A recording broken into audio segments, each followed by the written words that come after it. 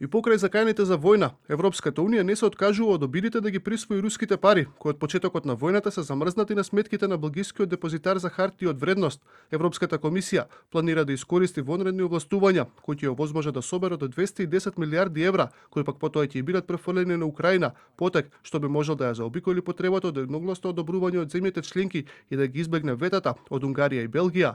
Белгискиот премиер е одлучен да не попушти пред барањата на европските челници, предупредувајќи дека во тој случај земјата ќе се соочи со одмазда од Русија. Белгија е под огромен притисок поради дебатата дали руските средства треба да бидат запленети и префрлени во Украина.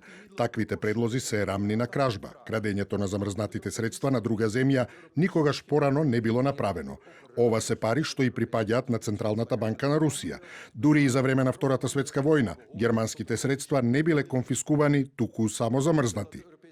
Германскиот канцелар Фридрих Мерц денеска престојува во Брисел, каде заедно со претседателката на Европската комисија Урсула фон дер Лајен ќе имаат приватна средба со белгискиот премиер во обид да го убедат да се согласи на планот за користење на замрзнатите руски средства за исплата на така наречениот заем за репарации за поддршка на Украина.